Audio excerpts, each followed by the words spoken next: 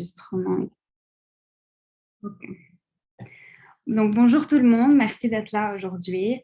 Je m'appelle Shermine Wardé, je suis une étudiante en pharmacie à l'USJ et j'ai un master 1 en toxicologie. Et aujourd'hui, je vais vous parler d'un sujet qui me tient à cœur parce que c'est mon sujet de thèse de fin d'année, qui est les psychédéliques. Donc, si vous ne savez pas, les psychédéliques, c'est une drogue, c'est une substance utilisée comme drogue, mais aujourd'hui, il y a énormément d'études dessus au niveau thérapeutique dans les maladies psychiatriques. Donc, c'est un aspect aussi que je vais développer. Donc, voilà, aujourd'hui, le plan de ma présentation. Premièrement, je vais expliquer un peu c'est quoi les psychédéliques. Je vais parler de l'histoire des psychédéliques parce que c'est vraiment une histoire à connaître. Je vais parler de 3 types de psychédéliques qui sont très connus, l'ayahuasca, la psilocybine et la LSD. J'imagine que vous avez sûrement entendu parler d'une d'entre elles. Et je vais aussi développer un peu les études sur l'effet thérapeutique de ces substances. Et puis, bien sûr, vous pouvez poser vos questions, il n'y a pas de problème. Premièrement, je vais commencer par 2 petites questions. Voilà, donc je vais voir par curiosité si vous avez idée de la réponse. Donc, à votre avis, est-ce que les psychédéliques sont addictifs? Si vous pouvez répondre dans le chat box en haut. Je ne sais pas si ça va apparaître chez moi.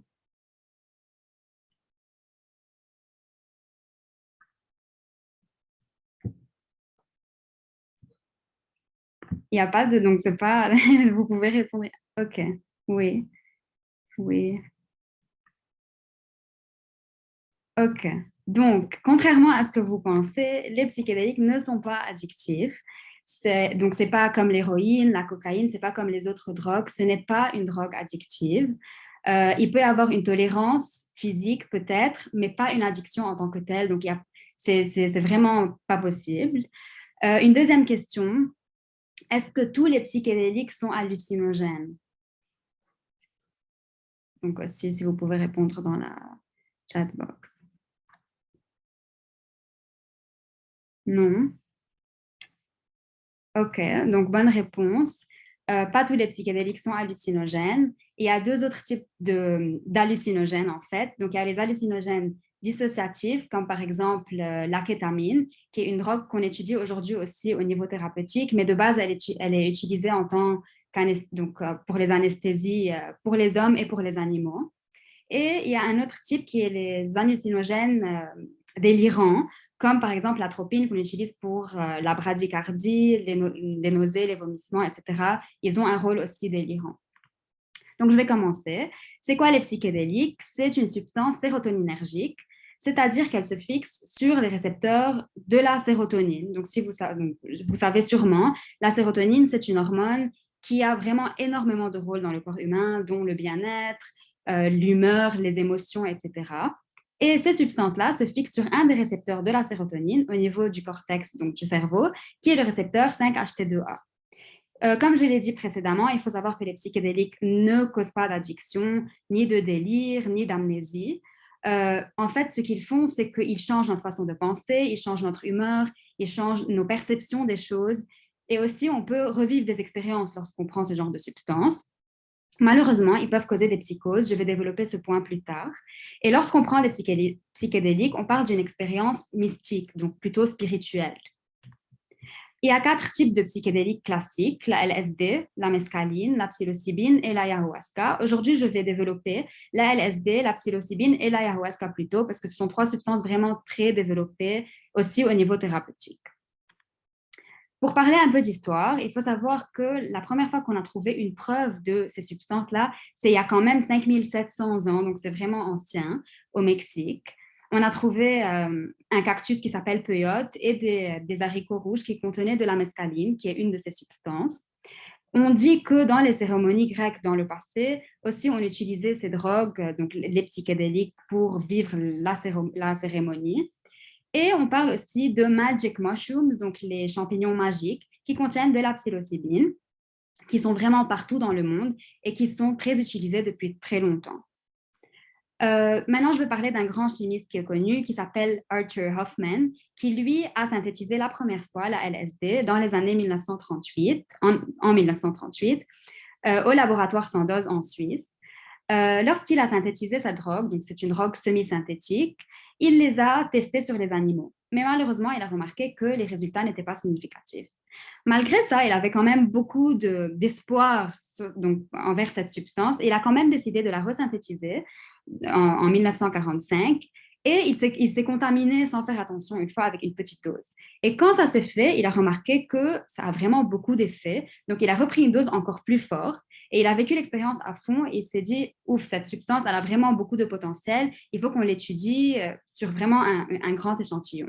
Alors, ce qu'il a fait, c'est qu'il l'a mis sur le marché sous le nom de délicide pour que vraiment n'importe qui puisse prendre cette substance et participer aux études cliniques de cette substance sur le psychique, donc tout ce qui est psychologique en fait. Il a aussi synthétisé la psilocybine, donc qui fait partie du champignon magique, en 1958, et aussi il l'a mis sur le marché sous le nom de indocybine pour les mêmes raisons.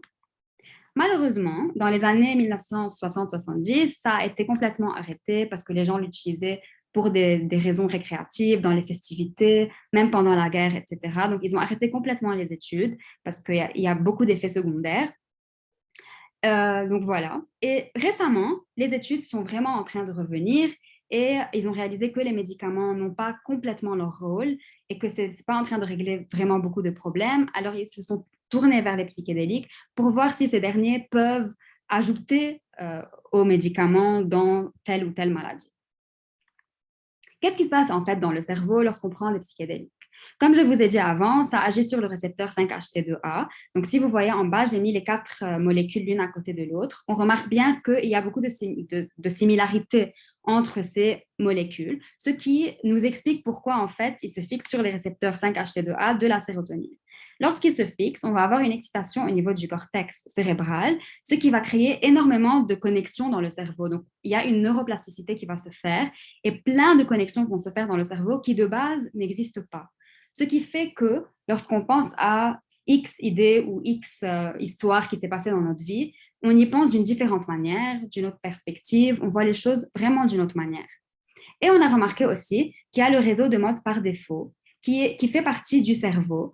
Et ce réseau du mode par défaut, il est normalement activé lorsqu'on ne fait rien. Donc, disons, je suis au lit, je viens pour dormir. À ce moment-là, ce réseau s'active et je commence à penser à tout. Hier, il fallait que je fasse ça au lieu de ça. Demain, j'ai tellement de choses, comment je vais faire? Je devais parler à X personnes d'une autre manière. Donc, c'est là où notre ego apparaît, notre stress, notre anxiété. On a remarqué qu'avec les psychédéliques, ce réseau de mode par défaut est complètement inhibé, ce qui fait qu'il y a une dissolution de notre ego et donc on voit les choses d'une autre manière, on est plus calme, donc voilà, on voit les choses de façon très peaceful, je vais dire, et donc ça change toute notre perception des choses. Premièrement, je vais développer l'ayahuasca. Donc, on l'appelle la vigne de l'âme, si on explique le mot ayahuasca. Il est fait en fait de 2 plantes. Donc, voilà la première plante qui contient l'armine et la tétrahydroarmine et d'une deuxième plante qui contient la DMT. Ces deux ensemble vont former l'ayahuasca. Cette dernière prend 20 à 60 minutes pour qu'un effet apparaisse et ça dure 4 heures à peu près. Pour les effets de l'ayahuasca, donc il y a des effets psychologiques, physiologiques et des effets secondaires. Pour les effets psychologiques, on a déjà développé quelques-uns, dont l'altération de la conscience, le fait d'expérimenter des souvenirs qu'on a eus dans le passé, une expérience spirituelle, le fait de perdre complètement la notion du temps, etc. Au niveau physiologique, malheureusement, on peut avoir des nausées, des vomissements, des picotements, une mydriase, donc une dilatation des pupilles. Et ce qui est très grave, c'est que ça peut causer une terreur, une peur, de la paranoïa, des attaques de panique. Les effets thérapeutiques de l'ayahuasca jusqu'à aujourd'hui, ce qu'on a remarqué, mais bien sûr, ce n'est pas quelque chose de très sûr parce qu'on est en train d'étudier des petits échantillons, mais on a remarqué que ça a un rôle sur la dépression, le stress, l'anxiété, même PTSD, donc le syndrome post-traumatique. S'il y a eu un souvenir qui nous a traumatisés dans la vie, lorsqu'on prend cette substance, on revit ce souvenir d'une autre manière de façon à surpasser ce souvenir. Pour la psilocybine, donc c'est le champignon magique, il faut savoir que la psilocybine en tant que telle n'est pas la substance active. Donc en fait, quand on l'introduit, quand on l'ingère, elle se transforme en psilocine qui, elle, est la substance active. Cette dernière prend 10 à 40 minutes pour que l'effet apparaisse et ça dure à peu près 2 à 6 heures. Pour les effets de la psilocybine, c'est aussi très proche. Donc, on peut avoir une midriase, des maux de tête, des nausées, euh, des palpitations, etc. Et au niveau mental, des euphories, des hallucinations, une synesthésie. Donc, je tiens à insister que parfois, les gens disent qu'ils écoutent des couleurs, par exemple. Donc, vraiment, il y a tous les sens se rejoignent, le sens de l'ouïe, du goût, de l'odorat. Écouter des couleurs, c'est quand même, ça semble bizarre. Et malheureusement, on peut avoir aussi des attaques de panique. Pour les effets thérapeutiques de la psilocybine, on a remarqué que ça a un rôle important sur les addictions. Ça peut nous paraître contradictoire parce que finalement, on la considère comme une drogue, mais ça a un rôle contre les addictions, ce qui est quand même extraordinaire. Il semble que ça bloque la sécrétion de dopamine qui se passe lorsqu'on prend une drogue. Donc en fait, lorsqu'on prend une drogue, il y a un système de récompense qui va se mettre en place qui est basé sur la dopamine. Et ces psychédéliques bloquent ce système de récompense, ce qui fait qu'on n'a pas envie de recontinuer à consommer telle ou telle drogue. Et principalement, les études se sont faites sur la cigarette et l'alcool. On a remarqué que aussi ça donne vraiment un bien-être et que ça peut avoir un rôle sur OCD, donc le syndrome obsessionnel compulsif.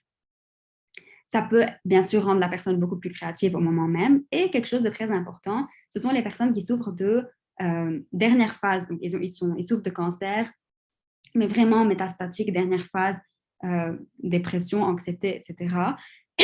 Sorry. Donc, ces derniers, il semble que lorsqu'ils prennent cette drogue, ils se sentent mieux et ils arrivent à surpasser ce stress et cette dépression.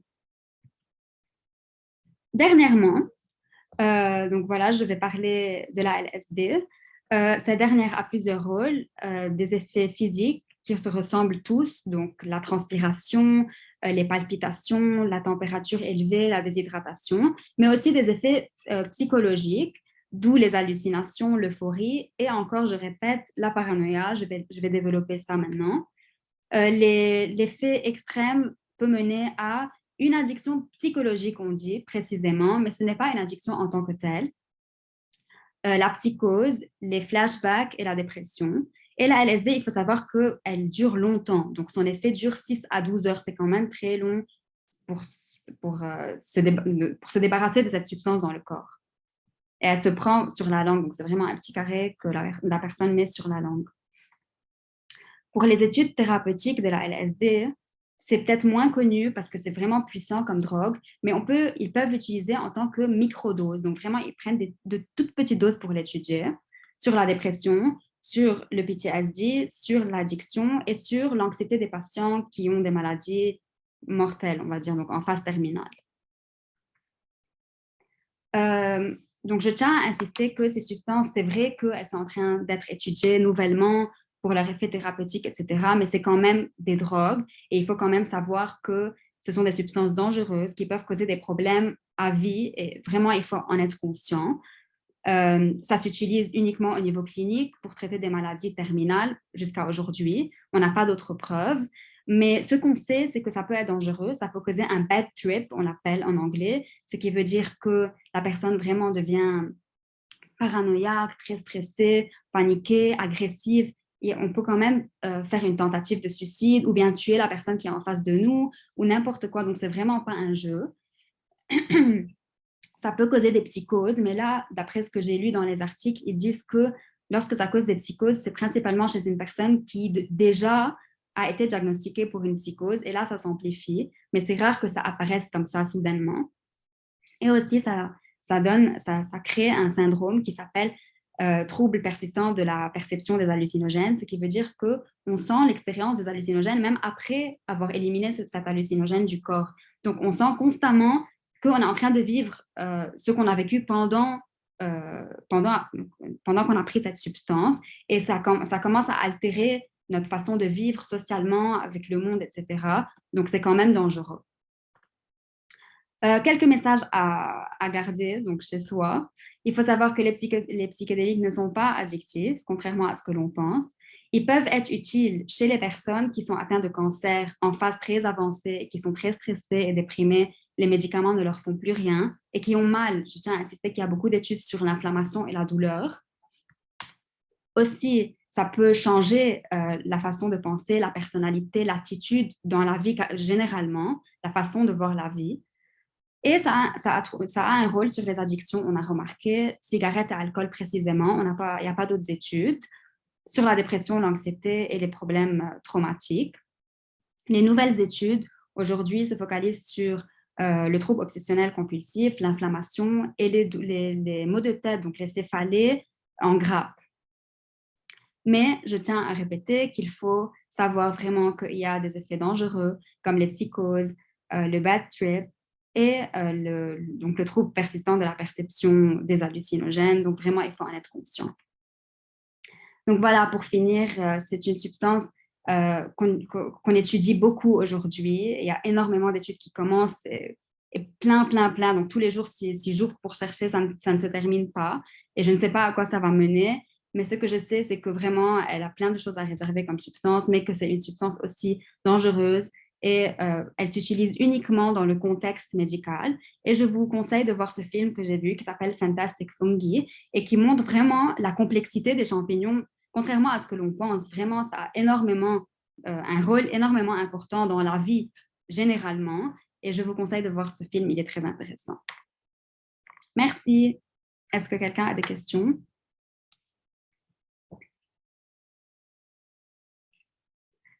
Est-elle légale? Non, ce n'est pas une drogue légale, non. Elle est utilisée seulement en contexte clinique.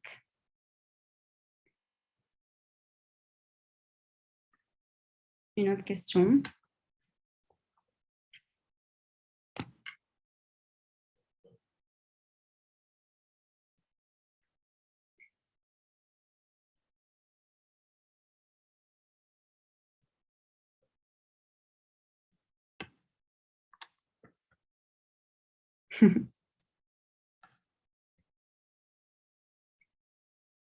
Ok, donc je vais arrêter.